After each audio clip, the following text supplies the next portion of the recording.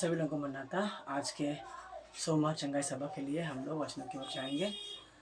हम निकालेंगे उत्पत्ति का किताब, उसका 2 अध्याय, उसका 16 वचन पढ़ेंगे। और यहोवा परमेश्वर ने आदम को यह आज्ञा दी, तू वाटिका के सब वृक्षों का फल बिना खटके खा सकता है, पर भले या बुरे के ज्ञान का जो वृक्ष है उसका फल तू कभी न खाना। प्रार्थना करेंगे। प्यारे प्रभु जी, मैं धन्यवाद करता हूँ पिता इस समय के लिए। प्रभु तूने हमें दिया प्रभु तेरा वचन। प्रभु जी 2 धारी तलवार है प्रभु जी, तेरे उजाला करने पे उजाला होती है। प्यारे मसीहा ताकतवर तलवार है प्रभु जी। ये वचन खाने वाला वचन है, देखने वाला वचन है, सुनने वाला वचन है, अनुभव करने वाला वचन है, और तृप्त होने वाला वचन है, आशीष पाने वाला वचन, बरकत मिलने वाला वचन है, मार्ग दिखाने वाला वचन है, चलने वाला वचन है प्रभु जी। तो सभी तरह का ये वचन है प्यारे मसीहा। तो तू मुझ निर्बुद्धि निर्ज्ञानी तुच्छ मनुष्य को अपने लहू से शुद्ध कर कर धोकर पाक करके तेरी आत्मा मुझ में समा कर, तू स्वयं तेरे होठों से तेरी आत्मा से मुझ में रहकर तेरे लोगों से बातें कर। छोटी सी प्रार्थना प्रभु यीशु मसीह के महान नाम से मैं मांगता हूँ, सुंदर कबूल कर। आमीन। पिता पुत्र पवित्र आत्मा तेरे प्रभु की आशीष तुम पर, तुम्हारे परिवार, तुम्हारे कामकाजों पर, और इस चंगाई सभा का चंगाई वचन सदा प्रभु तुम्हें चंगाई से देता रहे। आमीन। प्रभु की महान कृपा से हम लोग इस महीने के चंगाई सभा में एक और समय प्रवेश किया। प्रभु को धन्यवाद करते हैं। तो जो वचन हमने पढ़ा, परमेश्वर ने आदम को बोला, और क्या बोला कि तू इस वाटिका में का वृक्ष का, कौन सा वृक्ष का फल बिना खटके खा सकता है। बिना खटके यानी అంటే నిరభ్యంతరంగా తినొచ్చు, खा सकता है। यह आज्ञा किसको दिया? परमेश्वर ने आदम को दिया, बराबर। तो ये आज्ञा अपने को भी है, आदम को ही नहीं अपने को भी है, अभी भी है यह आज्ञा कि तुम कुछ भी फल वाटिका में का, कौन सा भी फल, वाटिका यानी प्रभु का बनाया हुआ वाटिका, प्रभु का सजाया हुआ वाटिका, प्रभु का देख रेख करता हुआ वाटिका, प्रभु वहाँ पर हर दिन शाम को संगति करने के लिए बाहरी रूप से आदम को दिखता था, लेकिन अंदर के रूप से वो हमेशा वाटिका में, उसकी आत्मा वाटिका में रहता था। जैसे एलिशा नाम का नबी था, और वो एलिशा बैठ के ध्यान कर रहा था, और नामान राजा चंगा होने के बाद उसने एलिशा के लिए बहुत सारा चांदी, सोना, कपड़े, हीरे मोती क्या क्या लाया था। तब एलिशा ने कहा नहीं चाहिए हमें, वापस तुम लेके जाओ। जब वो जा रहा था तब एलिशा नबी का सेवक गेहजी बिना बोले उठ के चला जाता है। वहाँ कुछ ही बात करके आता है, आप लोग को मालूम है। जब वो आके बैठ जाता है, एलिशा बोलते हैं कहाँ गया था, तो उनको भी झूठ बोलता है। तब एलिशा बोलता है जब तू वहाँ पे गया था क्या तेरी साथ साथ मेरी आत्मा नहीं आई थी। यानी वो गेहजी के लिए एलिशा का आत्मा उसके साथ नहीं था, लेकिन अव्वल में एलिशा का आत्मा गेहजी के साथ ही साथ था, साथ ही साथ था। वैसे ही आदम के लिए वाटिका में बाहरी रूप से परमेश्वर सांझ को संगति करता था, लेकिन प्रभु की आत्मा, प्रभु की छाया, प्रभु की छवि दिन भर रात भर वाटिका में ही रहता था। लेकिन माने जहाँ उसका सृष्टि है वहाँ परमेश्वर है। अगर हम प्रभु की सृष्टि अगर हम मानते हैं कि यिर्मयाह में लिखा है 1:5-6 में, 1 में 5 और 6 पद में कि परमेश्वर तुझे अपने माँ के कोख में रचने के पहले ही वो तुझको जानता है, तो हम उसकी सृष्टि अगर मानते हैं तो सदा हमारे साथ उसकी आत्मा है, और हम लोग ये भूल के गलत रास्ते पे निकल जाते हैं। जैसे ये आदम को जो आज्ञा मिली है वो सिर्फ आदम को नहीं, वो अपने को भी है, अपने को भी है। यानी ये जो वाटिका, वाटिका संसार प्रभु ने बनाया, संसार में वाटिका बनाया, उसका देखरेख प्रभु करता था, और उसकी उस वाटिका में आज्ञाएं थे। ये प्रभु ने कुछ खाने को दिया, कुछ नहीं खाने को दिया, तो ये आज्ञा है उसके, तो ये वहां रह के उसको मानने का था। तो यही आज्ञा हम लोग को भी है कि तुम वाटिका में के फल को बिना खटके, यानी बिना हिचकिचाहट के, यानी बिना किसी सोच के तुम क्या कर सकते हो? बेझिझक खा सकते हो, बिना खटके खा सकते हो, लेकिन खबरदार एक चीज नहीं खाना। वैसे ही यहोवा परमेश्वर, वही परमेश्वर जो एदन की वाटिका में दिन रात वहां रहता था, वही परमेश्वर मूसा के लोगों के साथ में दिन रात उनके साथ रहता था। वही एक वाटिका है, उनका यात्रा एक वाटिका है। तो उस वाटिका में भी परमेश्वर ने उनको आज्ञा दिया, ये करो, ये मत करो, ये करो, ये मत करो, ये करो, ये मत करो। तो उनकी आज्ञा सुनते सुनते उनकी वाटिका, यानी जहां प्रभु है वहां छाव, जहां छाव वहां वाटिका। जहां कोई कमी घटी हो तो भी वो प्रभु की आत्मा है वहां पर, क्योंकि कमी घटी होने पर हाथ ऊपर उठाते ही प्रभु उनको सहायता करता था। वैसे ही हम भी जो मसीह लोग हैं, जो कलीसिया में हैं, जो कलीसिया के मर्यादा को मानते हैं, जो कलीसिया के मर्यादा के उल्लंघन को जानते हैं, जो प्रभु की बात को जानते हैं, वो सभी लोग प्रभु के वाटिका के अंडर में आते हैं। तो हमें वहाँ पर आज्ञा है, वो भी एक यात्रा है। थोड़ा हमको वाटिका में रहने का, कलीसिया में, थोड़ा हमको घर में रहने का है। तो वैसे ही हम, जैसे प्रभु बाहरी रूप से वाटिका में सांझ को मिलता था, लेकिन अंदरी रूप से वो वही रहता था, वैसे ही हम बाहरी रूप से कलीसिया में रहते हैं, लेकिन हम घर जाने के बाद भी अंदर के रूप से हमें प्रभु के साथ ही रहना है, यानी उसकी आज्ञाओं के साथ ही रहने का है। घर पे रहेंगे तो भी उसकी आज्ञा को उल्लंघन न करते हुए, पालन करते हुए रहना है। रहने से क्या हो जाएगा? हमें शांति आरामदायक मिलेगी। आदम जब तक उसकी बात माना तब तक उसको पसीना नहीं आया, हाँ, तब तक उसको मेहनत नहीं आया, तब तक बंजर जमीन नहीं थी, तब तक कोई, मतलब मैंने ये खोदा लेकिन खेती नहीं हुआ, यानी निष्फल स्थिति, यानी यहाँ मुझे जीत नहीं हुई। मैंने कितना मेहनत किया मगर मुझे कुछ नहीं मिला। जैसे चेले बोलते थे, प्रभु यीशु, हमने रात भर मेहनत किया मगर एक भी मछली नहीं पाया। जाल कितना बड़ा, ग्रुप कितना बड़ा, नाव कितना बड़ा, समुद्र कितना बड़ा, हाँ, और लोगों का झुंड कितना साथ है उनके, हाँ, फिर भी इतना सारा सैनिक बोलूंगा मैं, ये सब मछुआरे एक सैनिक है, समुद्र एक संसार है, जहाज, हाँ, ये सब उनके शस्त्र है, औजार है, हाँ, ये सब लेके भी, अनुभव लेके भी, रात भर ट्राई करने के बावजूद भी उनको क्या नहीं मिला? एक भी मछली नहीं मिली। ये बोलते हैं निष्फल स्थिति, यानी मैंने मेहनत किया मगर मुझे नहीं मिला। मैंने बीज बोया मगर अंकुर नहीं आया, अंकुर आया मगर मुझे काटने को नहीं मिला, काटने के पहले ही वो बिक गया, बारिश में सतर्क हो गया। इसको बोलते निष्फल स्थिति। या मैंने काटा, घर पे लेके गया परंतु बिक गया, नाश हो गया, गिर गया, या बिका नहीं, या सड़ गया, या उसके मुझे बराबर मोल नहीं मिला, या मोल मिला, पैसे मिले लेकिन वो पैसे घर के इसमें इस्तेमाल नहीं हो गया, वो हॉस्पिटल में गया, हाँ, वो इसको देने में खत्म हो गया। वो है निष्फल स्थिति। ये कब आता है? जब प्रभु की आज्ञा न मानोगे तभी आता है। तो दोस्तों, ये अच्छी बात है कि प्रभु ने जो आज्ञा आदम को दिया कि तुम वाटिका में के सारे फल बिना खटके खा सकते हो, वही खाने का जो आशीर्वाद है, वो आज्ञा है, वो हमको भी है।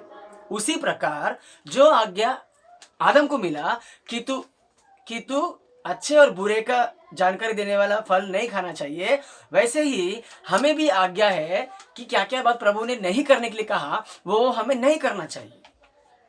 अगर हम लोग जैसे आदम ने किया वैसे हम भी कर रहे हैं, तो जैसे आदम को तकलीफ आई वैसे हमको भी आएगा। जैसे आदम को पसीना निकालना पड़ा वैसे हमको भी निकालना पड़ेगा।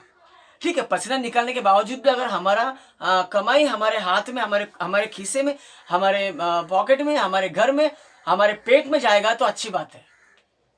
पैसे हाथ में रख के भी अगर हमारे पेट में नहीं गया, जिस काम के लिए पैसे कमाया वो काम ही नहीं हो रहा है, और कमाया पैसा पूरा जा रहा है, मेहनत भी जा रहा है, ये निष्फल स्थिति है। ये क्यों होता है निष्फल स्थिति? प्रभु की आज्ञा नहीं मानने पर। आदम का जिंदगी क्या हो गया? आज्ञा नहीं माना करके प्रभु के सामने से वो दूर चला गया। वैसे हम भी प्रभु के पास से दूर जाते हैं।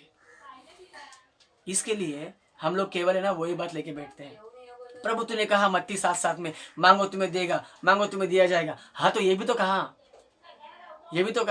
चित्त होने को मानो, ये भी तो कहा फ्राइडे उपवास रहो, ये भी तो कहा आराधना के लिए आओ, ये भी तो कहा तू तेरे प्रभु परमेश्वर के यहोवा की उपासना करना और किसी और को प्रभु बोल के न मानना, ये भी तो कहा। ये सब हम लोग तो याद नहीं करते हैं, और हम लोग एक ही बाजू का देखते हैं। और ये जो आज्ञा है दोस्तों, ये बाइबल मिशन में बापू जी ने लिखा है किताब में, हाँ, है कि यही आज्ञा हम लोग को भी है।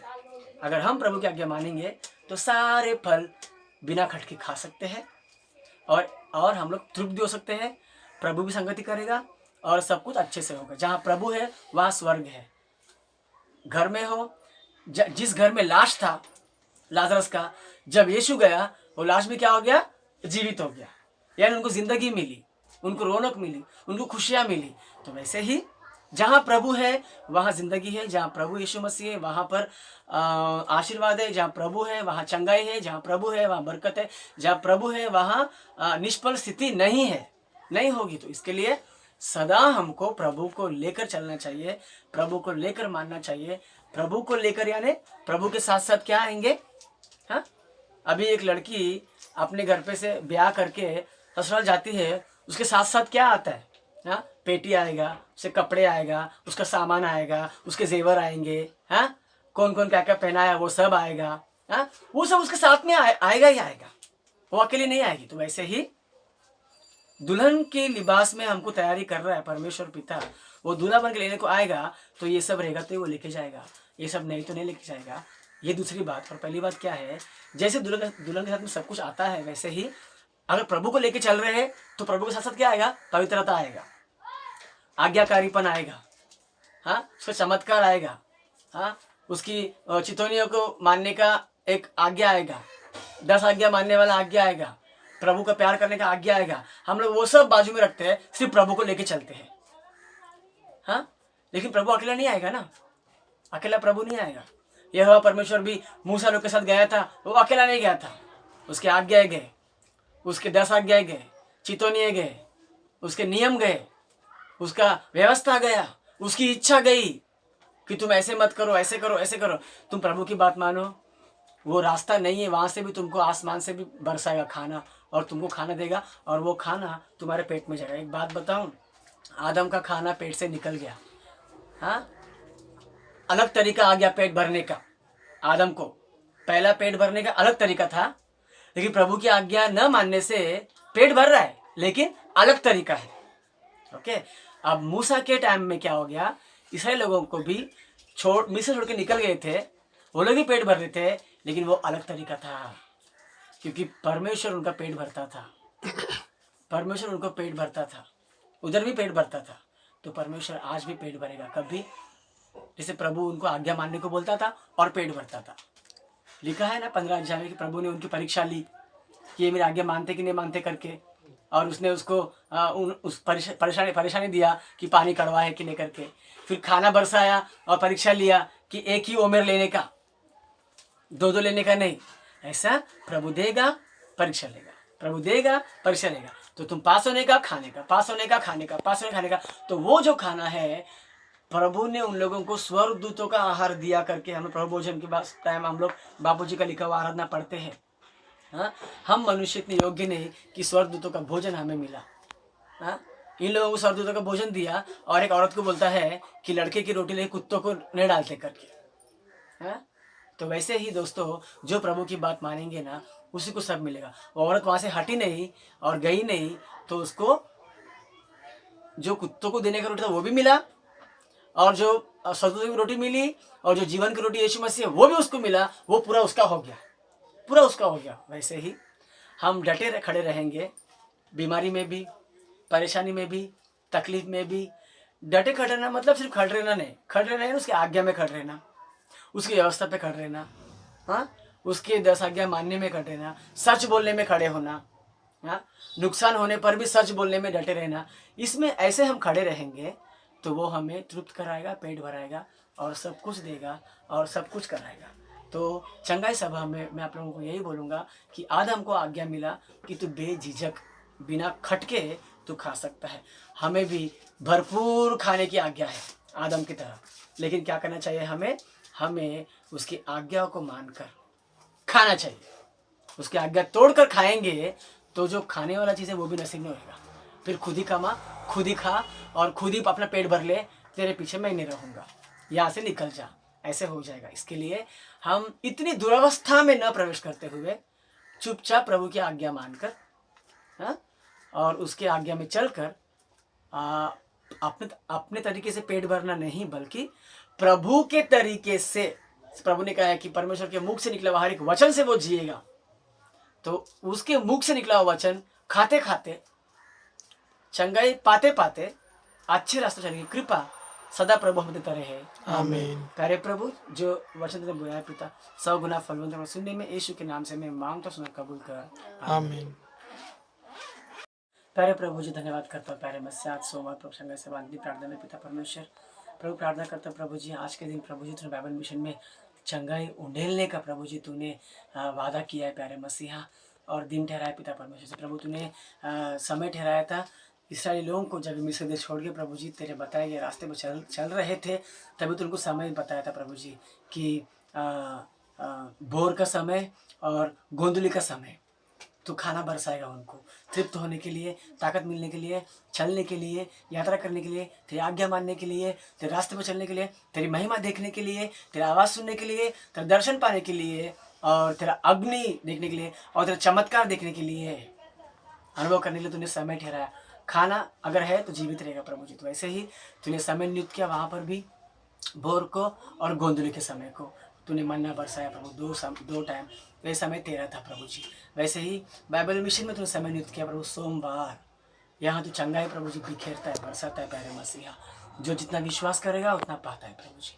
तो ऐसे प्रभु जी वीडियो देखने वाले सभी लोगों को प्रभु तो आशीष कर, विश्वास दिलाता है उनका विश्वास, उनका विश्वास का उपाय कर, और प्रभु सभी के मनोकामना पूरी कर। तीनों कलीसिया वालों को भी प्रभु तो आशीर्वाद दे प्यारे मसीहा। प्रार्थना करता प्रभु सभी लोगों के लिए पिता परमेश्वर, जो भी लोग तेरे तरफ आँख प्रभु जी उठाते हैं और हाथ उठाते हैं प्रभु जी, उन सभी को प्रभु जी तू दृष्टि करके सूदी लेके प्रभु उनकी प्रार्थना सुन, और यहाँ उपस्थित सभी की प्रार्थना सुन के प्रभु जी तू आशीर्वाद दे और चंगाई उंडे। छोटी सी प्रार्थना प्रभु यीशु मसीह के महान नाम से मैं मांगता हूँ, कबूल कर। आमीन। तू स्वर्ग में है, तेरा नाम पवित्र माना जाए, तेरा राज्य है, तेरी इच्छा जैसे स्वर्ग में पृथ्वी वैसे पृथ्वी पर भी हो।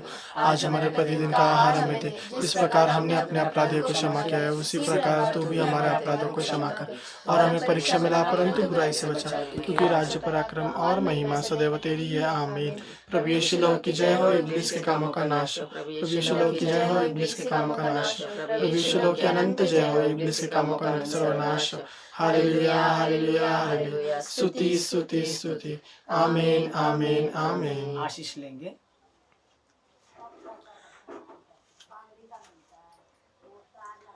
तुम जो पाप के प्रेरणा में हो, परमेश्वर तुम्हें पाप विसर्जन करने की शक्ति देकर तुम्हें आशीष दे। आमीन। हे बीमार लोगों, परमेश्वर तुम्हें चंगाई देकर तुम्हें आशीष दे। आमीन। हे कमी घटी बनने वाले लोगों, परमेश्वर तुम्हारी कमी घटी बनाकर तुम्हें आशीष दे। आमीन। हे लोगों जिनके बच्चे नहीं, परमेश्वर तुम्हें शिशुदान देकर तुम्हें आशीष दे। आमीन। हे भूत पीड़ित लोगों, परमेश्वर तुम्हें छुटकारा देकर तुम्हें आशीष दे। आमीन। हे मंद लोगों, परमेश्वर तुम्हें निर्मल ज्ञान दे और तुम्हें आशीष दे। आमीन। शत्रु से पीड़ित लोगों, परमेश्वर तुम्हें शत्रु पीड़ा हटाकर तुम्हें आशीष दे। आमीन। अन्याय से ठोकर खाने वाले लोगों, परमेश्वर तुम्हारा न्याय करे और तुम्हें आशीष दे। आमीन। कर्ज से पीड़ित लोगों, परमेश्वर तुम्हारे कर्ज की पीड़ा हटाकर तुम्हें आशीष दे। आमीन। ये लोगों जिनका योग्य समय शादी नहीं हुआ, परमेश्वर तुम्हारे लिए अच्छे जोड़ी चुनकर तुम्हें आशीष करे। आमीन। परिवार में फूट भरे हुए लोगों, परमेश्वर तुम्हारे फूट को रोक कर एकता मिलाकर तुम्हें आशीष दे। आमीन। कई तरह के उलझन फंसे हुए लोगों, परमेश्वर तुम्हारे उलझनों को सुलझा कर तुम्हें आशीष दे। आमीन। परमेश्वर की भक्ति न जानने वाले लोगों, परमेश्वर तुम्हें मन की शांति भक्ति उत्पन्न कर तुम्हें आशीष दे। आमीन। परमेश्वर के प्रति अविश्वास डर उकसा जाना, जल्दबाज विचार चिंता निराश ऐसे प्रवेश न करे, प्रभु तुम्हें आशीष दे। आमीन। जीवन के अंत में तुम्हें मोक्ष नसीब हो, इसलिए प्रभु तुम्हें आशीष करे। आमीन। आबा पिता की संगति, पवित्र यीशु मसीह के साथ, पवित्र आत्मा की सामर्थ, उद्धार चंगाई चमत्कार तुम पर, तुम्हारे परिवार, तुम्हारे कामकाज, यूट्यूब देखने वालों को, वीडियो देखने वालों को, सभी लोगों को चंगाई बनकर, बरकत बनकर, प्रभु की दया बनकर, प्रभु की आत्मा बनकर, सदा सर्वदा उसके पंखों के आड़ में तुम्हें छिपाकर, गर्माहट देकर, तुम्हें चंगाई से, अच्छी सेहत से, हर एक बुरे महामारी से बचाकर तुम्हें आगे ले चलता रहे। आमीन। मरना था, सभी लोगों को मरना था।